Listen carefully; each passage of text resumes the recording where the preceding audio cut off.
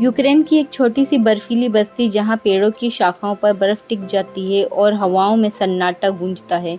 वहीं एक झोपड़ी में कोला अपनी पत्नी अन्ना के साथ रहता है। दोनों के पास बहुत ज़्यादा कुछ नहीं, ना टीवी, ना मोबाइल, ना वॉशिंग मशीन, सिर्फ एक साइकिल, लकड़ी का चूल्हा और एक दूसरे का साथ। कोला एक गणित का शिक्षक है जो पास के गांव के स्कूल में पढ़ाता है। अन्ना एक लोकल आर्टिस्ट है, लकड़ी को तराश कर उसमें जान डाल देती है।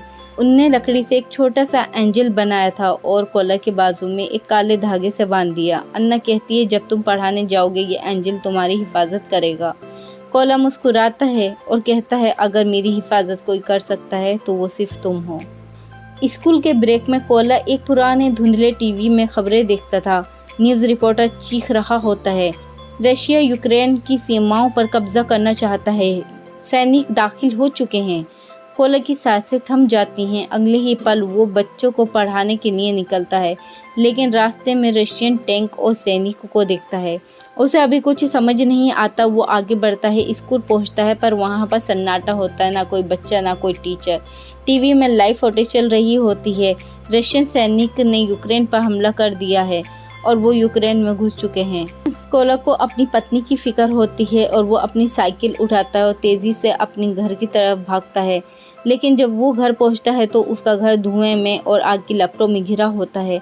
कुछ रशियन सैनिक उसकी पत्नी को धक्का देते हैं। कोला चीखता है, उसे मत मारो, वो प्रेग्नेंट है। सैनिक ठिठकते हैं, एक दूसरे की तरफ देखते हैं, अन्ना को छोड़ देते हैं, लेकिन कोला के सामने ही उसके घर को आग लगा देते हैं। अन्ना रोती ही चिल्लाती है और एक पत्थर उठाकर रशिया के सैनिक के सर पर मार देती है, जिससे वो गुस्से में आकर अन्ना पर गोली चला देते हैं और अन्ना वहीं मर जाती है। अन्ना गोली लगकर जमीन पर गिरती है। कोला उसके पास भागता है, उसके मुंह से खून निकल रहा होता है और वो बोलती है, कोला एंजल संभाल कर रखना। और कोला को मारकर वो रशियन सैनिक वहां से चले जाते हैं। कुछ समय के बाद वहां पर 2 यूक्रेन के सैनिक आते हैं जो कि कोला को पहचानते थे। वो अन्ना की कब्र को खोदते हैं और कोला से कहते हैं, उसे विदा दो, जैसे तुमने उससे वादा किया था। कोला कांपते हुए हाथों से अपनी पत्नी को मिट्टी में सुला देता है। अगले ही पल उसकी आंखों में आंसुओं के साथ आग जल रही होती है। वो बोलता है कि मैं अब सिर्फ एक पति नहीं, एक लड़ाकू हूँ, मुझे भी फौज में शामिल करो। जिस पे यूक्रेन के सैनिक राजी हो जाते हैं और उसको अपने साथ शामिल कर लेते हैं। लेकिन जनरल को पहले कोला पर शक होता है, कहीं ये जासूस तो नहीं। कोला जवाब देता है, मेरी बीवी को रशियन सैनिकों ने मार दिया है, अब मेरे जीने का एक ही मकसद है, बदला। कोला की बेसिक ट्रेनिंग शुरू कर दी जाती है। कोला सबसे ज्यादा धीरे गन को असेंबल करता था। सभी सैनिक उस पर हंसते थे और उनको लगता था कि कभी भी एक अच्छा फौजी नहीं बन सकता और उसका मजाक उड़ाते थे, कहते थे, इसे फाइटिंग नहीं मैथ सिखाओ भाई। लेकिन कोला हर रात अकेले जंगल में जाकर ट्रेनिंग करता है, बार बार फेल होता है, फिर भी उठता है, सीखता है। एक दिन वो कहता है, अब मुझे रेवन कहो। सीनियर हंसते हैं और बोलते हैं, रेवन बनने के लिए सिर्फ नाम नहीं, खून बहाना पड़ता है। ये सुनकर कोला और भी ज्यादा कड़ी मेहनत करने लगता है। एक दिन एक चैलेंज आता है स्नाइपर बनने का। कर्नल बोलते हैं कि दुश्मन फौज के पास बहुत ज्यादा स्नाइपर हैं और हमारी फौज में स्नाइपर की कमी है। कौन कौन स्नाइपर बनना चाहता है? बहुत कम लोग हाथ उठाते हैं। तभी कोला हाथ उठाता है कि मैं स्नाइपर बनना चाहता। तभी सीनियर बोलते हैं कि तुमसे गन तो असेंबल नहीं की जाती जल्दी से, तुम स्नाइपर कैसे बनोगे? तभी सभी लोगों को गन असेंबल करने के लिए दिया जाता है। जहां पर बाकी लोग 22 सेकेंड में गन असेंबल करते हैं, वहीं कोला सिर्फ 18 सेकेंड में असेंबल करता है, जिसे देखकर कर्नल उस पर प्राउड करते हैं और सभी लोग उसके लिए तालियां बजाते हैं। अब कोला को भी स्नाइपर की ट्रेनिंग दी जाती है, लेकिन उसे दी जाती है सबसे पुरानी गन। कोला कहता है, मुझे भी नई गन चाहिए। तब उससे बोला जाता है, तुम्हें नई गन तभी मिलेगी जब तुम साबित करोगे कि तुम इसके लायक हो।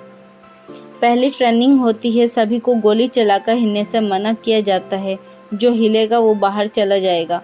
कोला की गोली बेहद करीब चलाई जाती है, इसके बावजूद भी वो 1 इंच भी नहीं हिलता। सीनियर कोला की आंखों को ढकते हैं और बोलते हैं कि तुम टारगेट को सिर्फ एक ही बार देख सकते हो। कोला का निशाना चूक जाता है क्योंकि उसके पास नई गन नहीं थी, फिर भी वो हिम्मत नहीं हारता। फिर रात की ट्रेनिंग स्टार्ट होती है। सभी को बताया जाता है कि तुम्हें सिर्फ 2 सेकंड ही मिलेंगे अपने टारगेट को देखने के लिए, उसके बाद तुम्हें अंधेरे में निशाना लगाना होगा। फ्लेयर गन की रोशनी में बाकी सब उस समय गोली चला देते हैं, लेकिन कोला इंतजार करता है और अंधेरे में ही वो गोली चलाकर सिर्फ 1 सेकंड के लिए टारगेट को देखकर उसे मार देता है। सीनियर ये देखकर गोला को सैल्यूट करते हैं और बोलते हैं कि तुम एक सच्चे स्नाइपर हो, क्योंकि आज तक जो किसी ने नहीं किया तुमने वो कर दिखाया। अब गोला को पहले मिशन पर भेजा जाता है। कोला का पहला मिशन आता है रशियन कब्जे वाले इलाके को आज़ाद कराना। एक कपल को रशियन फौज मारने जा रही होती है, तभी कोला समेत सारे स्नाइपर एक साथ फायर करते हैं और कपल को बचा लेते हैं। लेकिन कोला के बहुत सारे साथी मिशन में मारे जाते हैं। उन्हें एक आदर्शीय रशियन स्नाइपर ने मारा था। ये स्नाइपर बहुत ही ताकतवर था और उसका निशाना कभी भी नहीं चूकता था। फिर अगले मिशन में रशियन सैनिकों के साथ गोला को एक जाना माना चेहरा दिखता है। वो चेहरा कोई और नहीं होता, वो वही बच्चा होता है जो कि स्कूल में कोला को तंग किया करता था। कभी उसका स्टूडेंट था, अब वो रशियन सैनिक में शामिल हो गया था। तभी कर्नल चिल्लाता है, गोली चलाओ। कोला चुप हो जाता है, माफ करना वो मेरा स्टूडेंट है। कर्नल बोलता है, अब वो सिर्फ दुश्मन है, तुम गोली चलाओ। तभी कोला गोली चलाता है, बम विस्फोट करता है जिससे सभी दुश्मन मारे जाते हैं और वो स्टूडेंट भी मारा जाता है। फिर कर्नल बोलते हैं कि तुम अफसोस मत करो, क्योंकि वो इस टाइम तुम्हारे स्टूडेंट नहीं दुश्मन था। ये उसकी बदकिस्मती थी कि वो रशियन सैनिक में शामिल हुआ।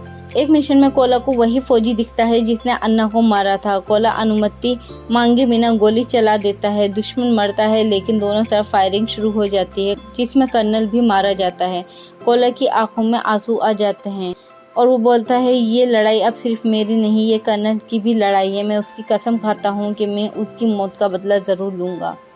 अब कोला एक खतरनाक मिशन पे जाता है जहाँ पर उसको उस खतरनाक रशियन स्नाइपर को मारना होता है जिसका निशाना कभी नहीं चूका था, और उसको उस स्नाइपर की लोकेशन मिल जाती है। कोला अपनी टीम के साथ जाता है। कोला और टीम बिल्डिंग की छत पर से हमला करते हैं। कोला धीरे धीरे दुश्मनों को मारता है। तभी नीचे से वो रशियन स्नाइपर आता है, कोला को देखता है।